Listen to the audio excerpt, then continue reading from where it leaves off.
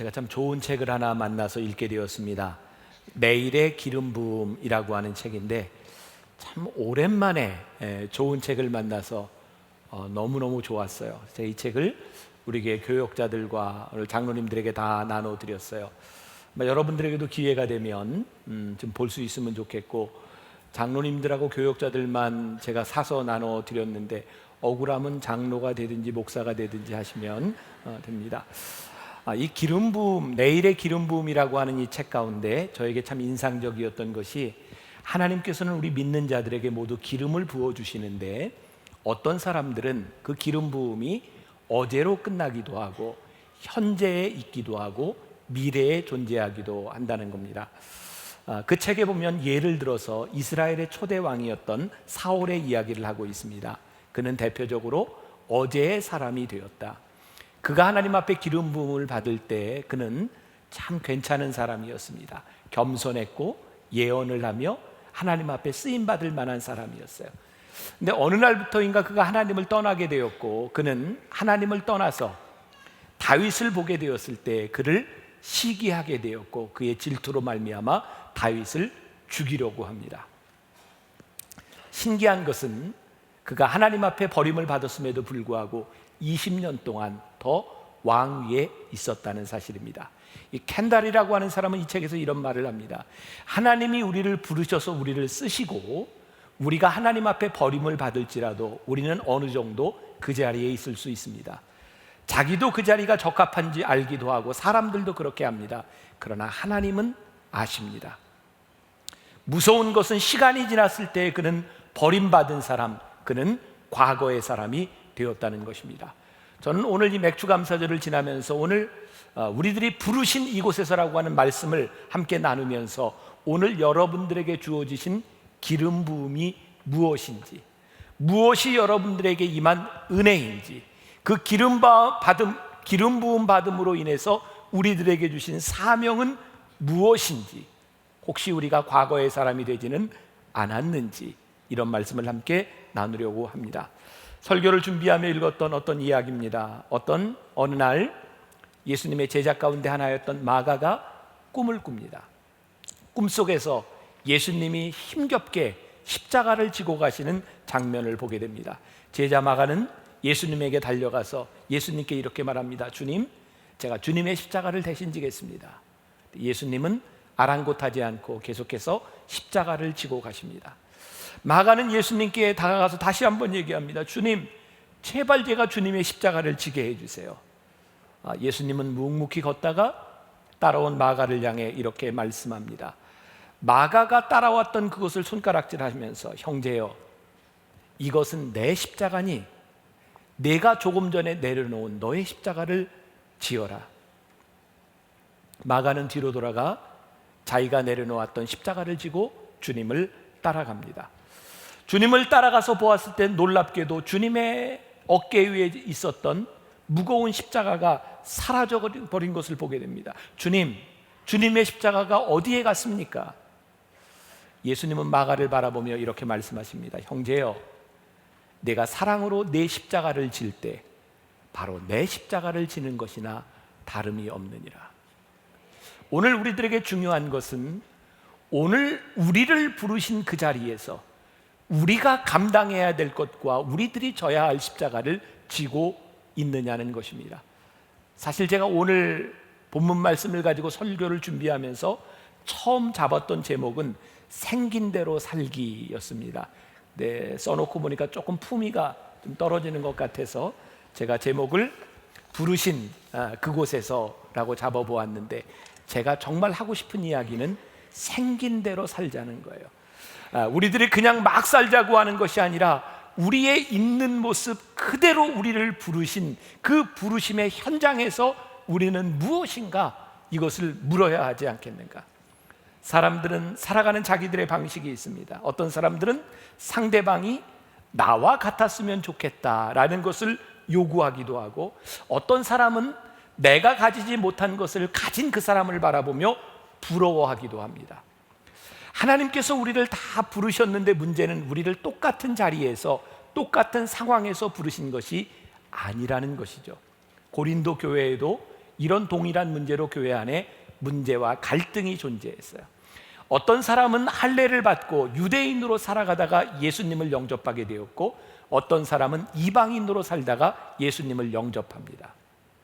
유대인들은 할례를 받은 사람이고 이방인들은 할례를 받지 않은 사람입니다.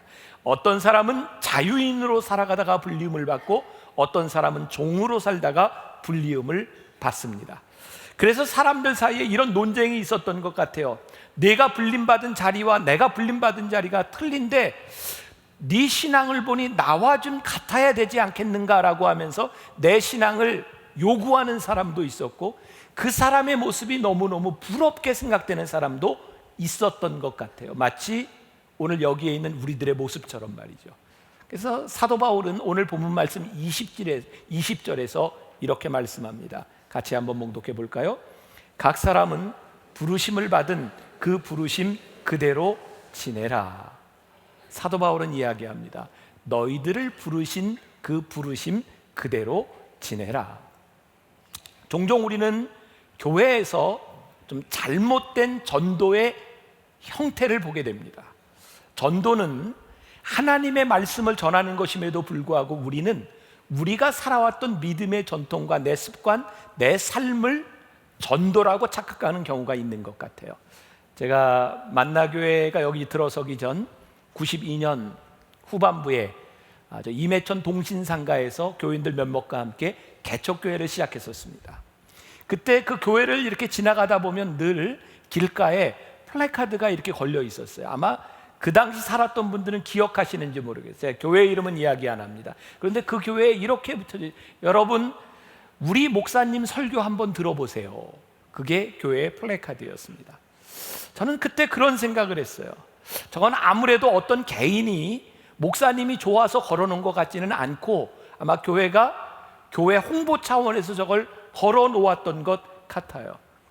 그때 제 마음, 저건 전도가 아닌데, 교회를 홍보하는 것이 될 수는 있지만 저것이 전도는 아닌데, 우리 목사님 설교 한번 들어보세요 라고 하는 것이 내가 그 목사님의 설교가 좋아서 내 마음에 들 수는 있지만 그 설교를 듣지 않는 사람이 잘못된 것은 아닌데 왜 굳이 내가 듣고 있는 설교를 다른 사람도 들어야 된다고 생각을 할까? 저는 여기 만나교회를 다니는 여러분들이 이 만나교회를 정말 좋은 교회로 생각하고 있는 줄 저는 믿어요. 네, 조금 제가 오버한 것 같아요. 그리고 여러분들이 저와 함께 신앙생활을 하면서 만나교회 담임 목사로서 참 좋다 이렇게 느끼고 있다고 생각하고 싶어요. 네, 얼마나 좋아요. 저는 참 좋은 일이라고 생각합니다. 그러나 우리가 좋은 것만큼 다른 사람도 통일한 좋음이 있을 수 있고 내가 느끼는 것과 틀리게 다른 사람도 얼마든지 느낄 수 있지 않겠습니까? 우리가 만일 복음에 대한 열정을 가지고 제발 와서 복음을 들어야 되는 열정이라면 모르지만 내가 신앙생활하고 있는 이 교회의 스타일과 목사님의 설교와 이런 것이 좋아서 다른 사람도 와서 이렇게 신앙생활하고 여기로 들어오세요 라고 한다면 이것은 사도 바울이 이야기하는 것처럼 고린도 교회가 가지고 있었던 뭔가 잘못된 신앙의 형태라는 거죠. 우리의 바람, 그것이 나쁜 것은 아니지만 그것이 독선이 될 수도 있다는 거예요. 나와 같지 아니하면 다른 사람들을 인정하지 못하는 독선, 그것이 얼마나 무서운 일인지 몰라요. 그래서 우리는 분명히 구별해야 될 필요가 있어요. 오늘 본문 말씀 18절과 19절을 유진 피터슨의 메시지 성경으로 제가 읽어드립니다. 하나님께 부르심을 받을 때 여러분이 유대인이었습니까? 그렇다면 유대인이라는 증거를 없애려고 하지 마십시오. 하나님의 부르심을 받을 때 여러분들이 이방인이었습니까? 그렇다면 유대인이 되려고 하지 마십시오. 유대인인지의 여부가 중요한 것이 아닙니다. 정말 중요한 것은 하나님의 부르심에 순종하고 그분의 계명을 지키는 것입니다. 우리가 누군가를 닮아가고 싶다, 이것은 잘못된 것이 아닙니다. 그러나 누군가를 부러워하는 것은 구별되어야 합니다. 닮아가는 것은 괜찮지만 누군가를 부러워하기 시작하면 부러워하는 마음 가운데 시기심이 생깁니다. 시기심이 지나치면 미움이 생깁니다. 누군가를 부러워하기 시작하면 감사를 잃어버리게 됩니다. 오늘 여러분들을 부르신 하나님 앞에서 여러분들의 신앙생활을 하다가 누군가를 축복하지 못하고 누군가를 시기하며 여러분들에게 감사의 마음이 사라져버리고 있다면 우리들의 신앙이 뭔가는 잘못되어 있는 것 같아요. 부러워하는 것은 재앙이 될 수도 있습니다. 독서는 누군가에게 재앙이 될 수도 있는 것입니다. 사도 바울은 그가 사역을 하면서 그의 마음속에 늘 부러워하던 대상이 있었어요. 바로 예수님의 12제자였습니다. 예수님의 12제자들을 보면 너무너무 부러운 거예요. 왜? 그들은 예수님의 살아생전, 예수님의 모습을 보았고 예수님의 말씀을 직접 들었던 사람입니다.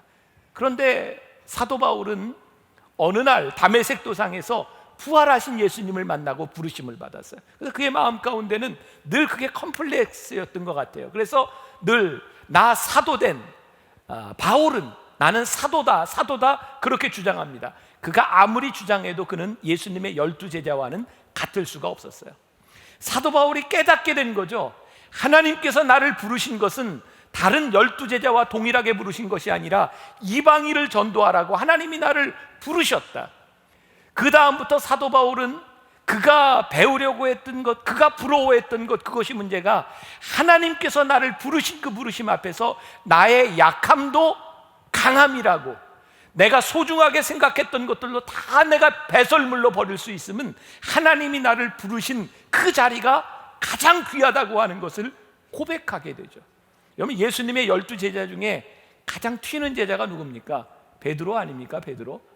여기저기서 툭툭 나서서 말도 잘하고, 그래서 베드로는 예수님이 십자가를 지시기 전에 예수님 십자가 절대 못 지십니다, 제가 절대로 예수님 부인하지 않습니다, 예수님 지켜드립니다 그랬는데 예수님 가야바 법정에서 재판받을 때 어떻게 했어요? 어린 소녀가 와서 너 예수님 아냐 그랬더니 모른다고 3번씩이나 부인하잖아요. 베드로가 닭이 울 때 자기가 예수님을 부인한 것 때문에 나가서 통곡하고 옵니다. 여러분, 이 마음이 이해가 되세요? 내가 사랑하고 내가 절대로 배신하지 않겠다고 하는 예수님 배신한 것 때문에 통곡하며 울었던 베드로에게 그게 얼마나 큰 아픔이었겠습니까? 아픔을 안고 그는 옛생활로 돌아가서, 그는 제자의 삶이 아니라 어부의 삶으로 돌아가 있을 때에 예수님께서 베드로를 찾아오셨어요. 그 베드로에게 물으시죠. 요한의 아들 시몬아, 내가 나를 사랑하느냐? 요한의 아들 시몬아, 내가 나를 사랑하느냐? 베드로의 심정으로 그 물음을 들었다고 생각해 보세요. 예, 제가 주님 사랑합니다, 제가 주님 사랑합니다 3번째 물었을 때 배신했던 자신의 모습이 떠올랐을 때 얼마나 부끄럽고 얼마나 후회스러운 모습이었겠습니까? 근데 예수님을 부인하고 옛생활로 돌아가 있던 그 자리에서 베드로를 부르셨어요. 베드로가 정말 훌륭한 사역자가 되어 마지막에 거꾸로 십자가에 못 박혀 죽을 만큼 그렇게 순교자가 되어 사역합니다. 그건 그냥 제 상상입니다. 베드로가 설교하면서 사람들에게 복음을 전하면서 어떤 말을 제일 많이 했을까? 저는 이 말을 제일 많이 했을 것 같아요. 여러분, 실망하지 마십시오. 여러분, 저는 가야바의 법정에서 예수님을 모른다고 3번씩이나 부인했던 사람입니다. 근데 주님께서 나를 버리지 않으시고 나를 다시 불러주셨습니다. 여러분, 혹시 여러분들이 죄를 짓고 여러분들이 혹시 연약하여 주님을 배신했다 할지라도 염려하지 마십시오. 3번씩이나 부인했던 나를 부르셨던 예수님께서 여러분들을 부르시지 않겠습니까?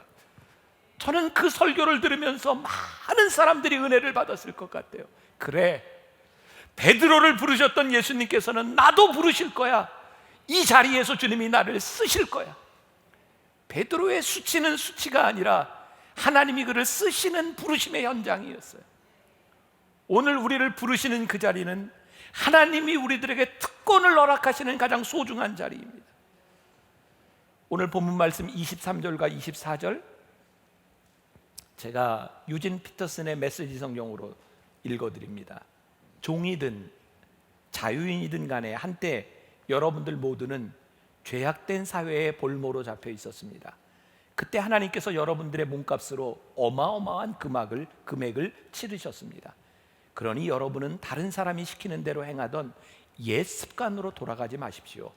친구 여러분, 여러분이 부름받았던 그 자리에 머무십시오. 하나님께서 그 자리에 함께 계십니다. 고상한 자세를 견지하고 하나님 곁에 머무르십시오. 우리가 부르심의 그 자리에 있을 수 있는 근거, 이유가 무엇입니까? 여러분들을 부르신 그 자리에 하나님께서 계시기 때문입니다. 여러분들을 부르셨던 그 자리가 아무리 수치스럽다 할지라도 하나님께서 여러분들을 어마어마한 값을 주시고 여러분들을 사셨기 때문에 바로 여러분들이 있는 그곳에 하나님이 계십니다. 이때 우리의 사역과 우리의 삶은 자유함을 누리기 시작합니다. 어떤 것도 우리의 발목을 잡을 수 있는 것이 아니라 우리를 부르신 그 자리에서 우리들이 하나님 앞에 쓰임받을 수 있음을 고백하게 됩니다. 여러분들에게 묻습니다. 여러분들 복음 안에서 자유하십니까? 예수님을 믿고 여러분들 섬기는 이 자리가 여러분들에게 자유하십니까? 당시 많은 사람들이 이 자유를 잘못 이해하고 있었던 것 같아요. 내가 하나님 앞에 부르심을 받았는데 이제 부르심으로 내가 무엇을 해야 되겠는데, 우리들의 선함, 그래서 사람들은 끊임없이 죄에서부터 자유하려고 자기를 억누르고, 그래서 교회 안에는 금욕주의적인 성향도 나타났던 것 같아요. 그래서 신앙생활을 오래 하면 오래 할수록 우리의 신앙을 지키려고 교회 안에서는 많은 법들이 만들어져요. 우리들이 하나님 앞에 부르심을 받아서 이 부르심대로 살아가려고 하는데, 언제부터인가 죄에서부터 자유한 것이 아니라 죄에서부터 자유하기 위하여 만들어놨던 법들이 우리를 붙잡기 시작했어요. 아무리 노력해도, 우리들이 아무리 금욕적인 생활을 해도 우리들의 삶이 죄를 이길 수가 없는 거예요. 이것이 오늘 우리들의 문제, 우리 인간들에게 솟아나는 욕망에 대한 문제, 그 억제한다고 우리들에게서 죄성이 없어지는 것이 아닙니다. 오히려 욕망으로 인해서 우리들에게 죄책감이 점점 찾아올 뿐입니다. 우리들은 금욕적인 삶을 살 만큼 그렇게 완전한 사람이 되지 못합니다. 중요한 것은 우리들이 자유한 삶을 누리기 위해서는 우리가 가지고 있는 욕망을 선한 것으로 바꾸는 것입니다. 예를 들어서 돈을 얻고 싶은 욕망이 우리들에게서 사라지지 않습니다. 그때 우리는 어떻게 의지를 바꿔야 되느냐? 그 돈을 가지고 어떻게 선하게 써야 할지를 생각해야 합니다. 우리들 속에 있는 성욕, 인간이 가지고 있는 성욕의 문제가 해결되지 않습니다. 그래서 우리는 결혼의 제도 가운데서 우리들이 성욕을 잘 쓸 수 있도록 해야 되는 것입니다. 우리가 가지고 있는 명예욕, 절대로 해결되지 않습니다. 그래서 우리들이 하나님 앞에 우리들이 주시는 명예를 하나님 앞에 어떻게 영광스럽게 쓸 수 있는가를 생각해야 합니다. 우리의 의지가 욕망을 억제하는 것이 아니라 선한 의지로 바뀌어져야 하는 것입니다. 자유, 저는 여러분들에게 한 가지 이런 말씀은 드릴 수 있을 것 같아요. 저는 목사로서 살아가면서 참 자유합니다. 저와 만나는 목사님들이 저를 참 부러워해요. 그래서 저에게 붙여준 별명이 김병삼 목사님은 자유로운 영혼이야. 너무너무 자유로워요.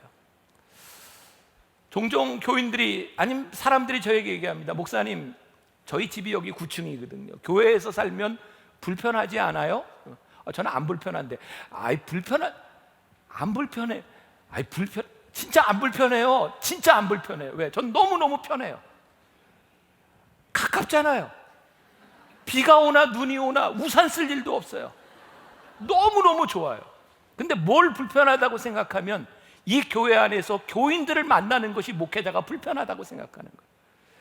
만일 제가 여러분들을 만나는 제 모습과 만나지 않을 때의 모습이 다르다면 불편합니다. 그러나 그 모습이 동일하다면 불편할 이유가 없지 않겠습니까? 저는 그렇게 생각해요. 내가 생긴 대로 사는 것만큼 밖에는 목회를 못한다. 내가 생긴 것만큼, 내가 살아가는 것만큼 설교할 수밖에 없지 않겠는가? 만일 우리들이 내 욕망을 감추며 살아간다고 하면 우리들에게 이 자유함이 어떻게 있을 수 있겠는가? 저는 가능하면 이렇게 있는 대로 생긴 대로 살려고 노력을 많이 하는데, 오래전입니다. 저희 교회 시청각 선교위원회가 저한테 현충일에 같이 야유회를 가자 그랬어요. 제가 미국에서 돌아온 지 얼마 안 됐을 때입니다. 야유회를 간다 그래서 제가 여름이니까 선글라스도 끼고 반바지를 입고 샌들을 신고 딱 나타났는데 깜짝 놀랐어요. 교인들이 다 긴 바지를 입고 이렇게 나타났는데 아마 저하고 가서 그랬는지 원래 그런 건지 모르겠지만 저는 굉장히 당황스러웠어요. 이거 내가 뭔가 잘못된 거 아닌가. 저는 뭐 이 근처에서 운동을 할 때 테니스를 칠 때도 그렇고 피트니스를 할 때도 그렇고 가까운데 싼 데 찾아서 갑니다. 근데 목사님들이 되게 그런 데 가서 교인을 만나면 불편하지 않냐고, 왜 불편해야 되냐고. 제가 처음에는 수영장도 여기 누코아에서 수영을 했는데 전 뭐 자유로운 영혼이니까 수영장에 갔어요.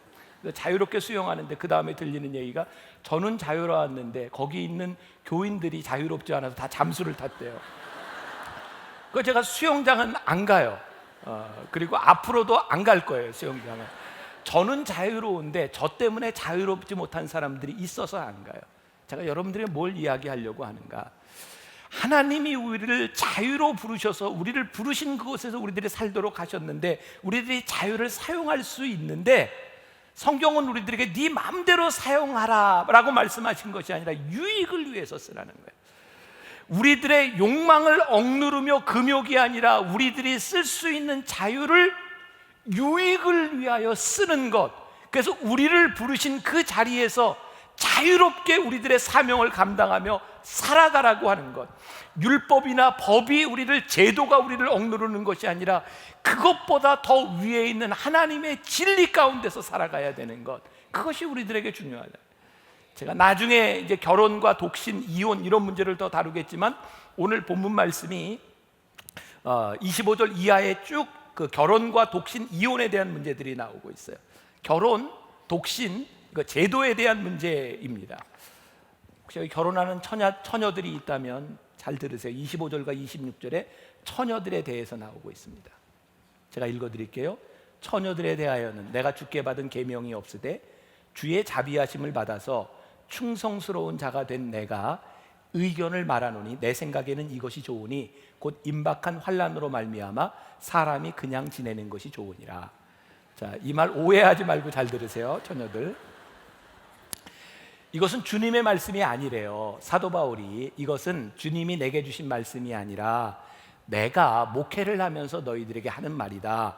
그런데 우리가 시대적인 배경을 잘 이해를 해야 되는데 당시 사도 바울 시대에는 예수님의 부활하시는 장면을 본 사람들도 있었고 예수님께서 내가 너희의 본대로 다시 오리라라고 하는 말씀 때문에 임박한 종말론 사상을 가지고 있었어요. 그래서 사도 바울이 처녀들에게 너희들이 결혼을 하지 않았다면 종말이 곧 올 것이니 너희들이 결혼을 하는 것보다 그냥 지내는 것이 너희들에게 옳을 수 있겠다. 그러니까 이것은 그 당시에 그 신앙관에서 이야기한 것이었어요. 그리고 이것은 법이 아니라 내가 목회적으로 판단할 때 이런 생각을 한다라는 거였어요. 사도 바울이 볼 때 그 당시에 처녀들에게 어떤 것이 너희들의 삶에 가장 진실되고 너희들에게 필요하냐를 이야기했던 것 같아요. 한 가지 분명한 것은 우리들의 신앙은 우리들이 지금까지 오면서 우리를 흔들어 놓았던 이단들의 특징을 보면요, 지난번에 있었던 홍해선 전도라는 사람부터 거슬러 올라가서 다미선교회나 그 전에도 수없이 많은 이단들이 있었어요. 대부분의 이단들은 뭘 이야기하냐면 종말론을 이야기합니다. 왜? 사람들은 심판과 죽음을 제일 무서워하기 때문에 쉽게 오죠. 하나같이 그들의 특징이 뭐냐면 종말이 이 말이니 너희들이 재산을 다 팔아다가 모아서 같이 살자든지 재산을 바치라든지 아니면 여기에 종말이 임할 거니까 같이 이렇게 피해 가자든지 그런 이야기들을 해요. 여러분, 성경은 우리들에게 종말이 온다고 특별한 일을 하라고 말씀하지 않습니다. 종말이 올 때에 너희들이 속한 그 자리에서 끝까지 너희의 최선을 다하라는 거예요. 너희들이 결혼했으면 종말이 와도 너희에게 맡겨주신 그 가정을 위하여 너희들이 최선을 다하고 섬기라고 말씀하시지 가정을 떠나라고 말씀하시지 않아요. 성경은 우리들에게 우리를 부르신 그 자리에서 내가 어떻게 살았는가를 물으시겠다는 거예요. 27절과 28절 말씀 잘 들으세요. 내가 아내에게 매였느냐? 노이기를 구하지 말며 아내에게서 노였느냐? 아내를 구하지 말라. 그러나 장가가도 죄 짓는 것이 아니요 처녀가 시집가도 죄 짓는 것이 아니로되 이런 것들은 육신의 고난이 있으리니 나는 너희를 아끼노라. 혹시 여러분들 중에 아내에 매여 있는 분들 노이기를 구하지 마세요. 아내에게서 노인분, 이건 뭐 이혼과 사별 이런 것들을 얘기하는 거죠. 아내를 구하지 말라. 이 말씀도 역시 종말론에 근거한 그 사정을 이야기하는 것이요. 그러면서 이야기하기를 처녀가 시집가도 남자가 장가가도 죄 짓는 것이 아니니라. 중요한 것은 우리를 부르신 우리의 부르심 가운데서 결혼도 진지하게 생각하라는 거예요. 자, 32절과 34절. 너희가 염려 없기를 원하노라. 장가가지 않은 자는 주의 일을 염려하여 어찌하여야 주를 기쁘시게 할까 하되 장가간 자는 세상 일을 염려하여 어찌하여야 아내를 기쁘게 할까 하여 마음이 갈라지며 시집가지 않은 자와 처녀는 주의 일을 염려하여 몸과 영을 다 거룩하게 하려 하되 시집간 자는 세상을 염려하여 어찌하여야 남편을 기쁘게 할까 하느니라. 그래요? 네. 시집을 가고 장가를 가면 우리들에게 책임이 생깁니다. 여러분들이 결혼을 했으면 여러분들이 신앙생활만 잘해야 되는 것이 아니라 여러분들의 가정에 충실해야 합니다. 그렇기 때문에 당시 종말론 사상에서는 이제 종말이 곧 올 터인데 너희들이 남편과 아내를 잘 대해주기 위해서 이 종말을 준비하지 못하면 안 되겠다, 이런 의도에서 이야기를 하고 있는 거죠. 주의 일을 하는데 결혼하지 않는 것이 너희에게 더 도움이 되겠다, 그런 차원에서 말씀을 하고 있는 거죠. 실제로 지금 선교지에 나가 있는 선교사님들을 쭉 이렇게 조사한 통계에 보면 결혼하지 않은 분들이, 혼자 사는 분들이 선교에 성공하는 율이 훨씬 더 높습니다. 그 중에 60% 이상이 여자입니다. 혼자 사는 여자. 전 이 부분에 대해서 전적으로 인정합니다. 혼자 살아가면 매이지 않아서 전적으로 하나님의 일을 하는데 훨씬 더 효과적일 수 있습니다. 그래서 만일 여러분들 중에 내 삶을 온전히 선교를 위하여, 사역을 위하여 드리겠다라고 생각하는 사람이 있다면 결혼을 안 해도 괜찮습니다.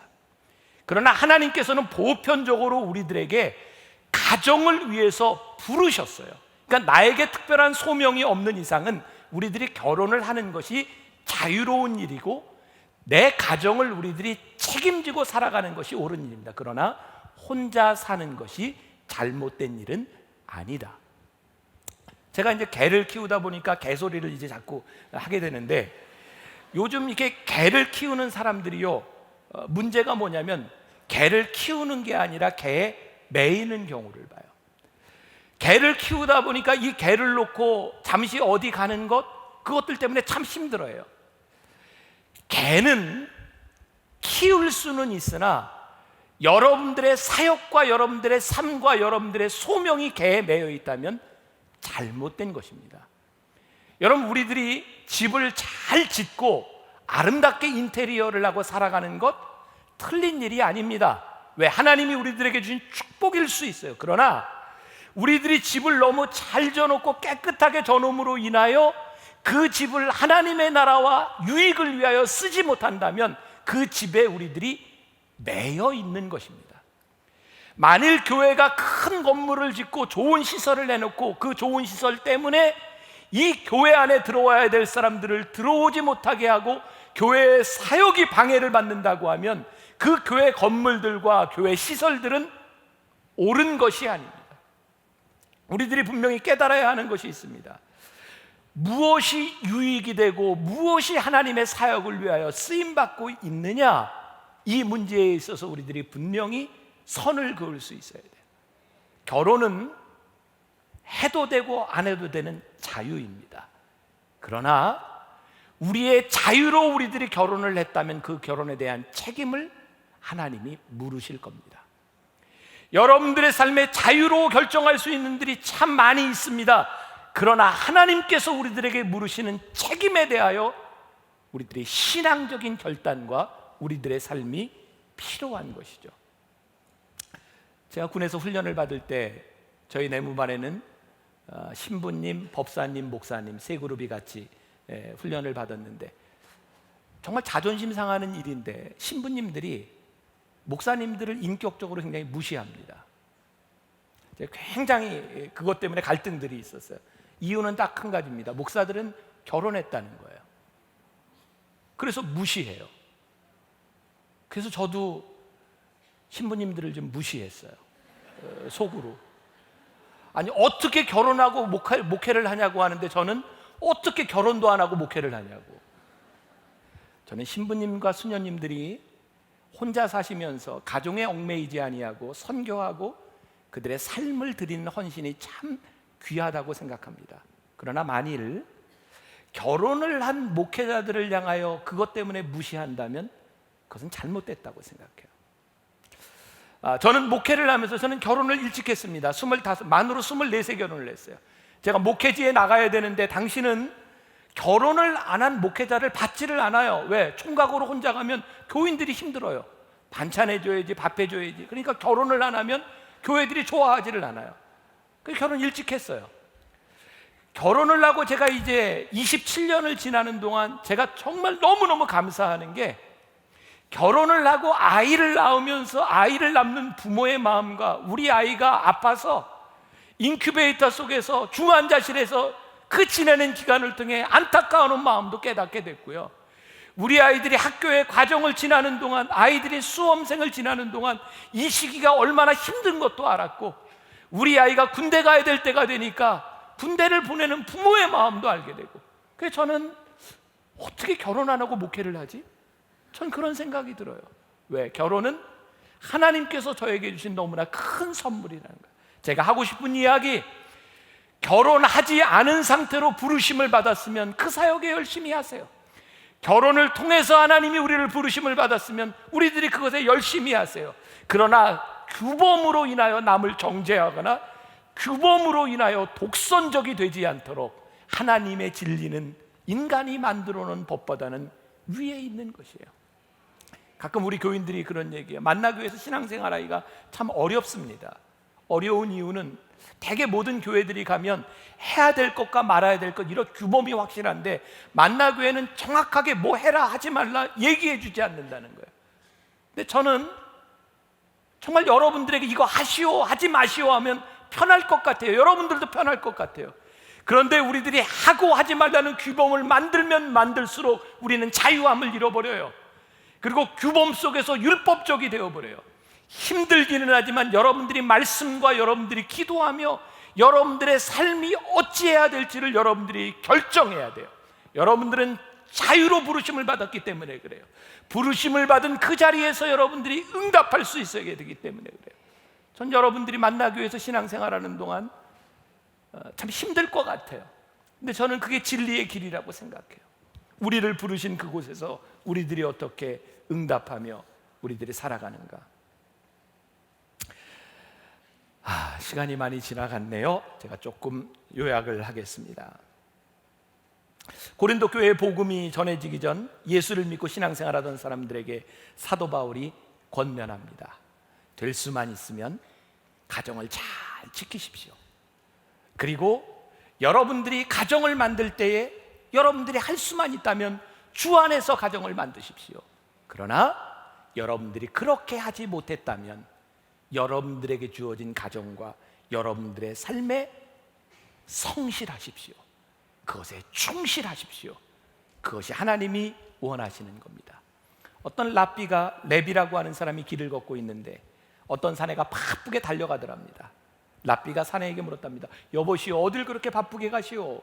달리던 사내는 뒤도 안 돌아보고 말을 합니다. 저는 행운을 잡으려고 달려갑니다. 그때 그 말을 듣고 랍비가 웃으며 말을 합니다. 어리석은 사람이군요.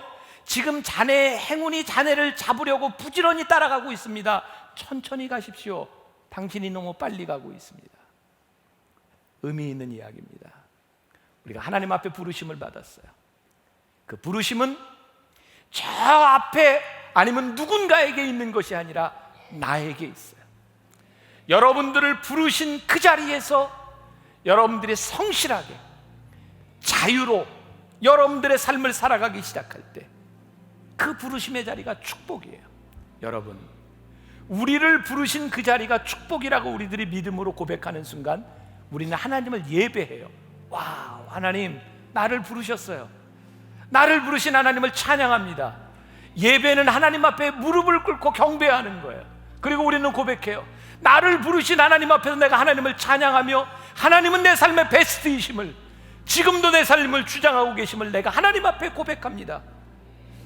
하나님의 부르심을 인정하는 것은 절대로 소극적인 것이 아닙니다.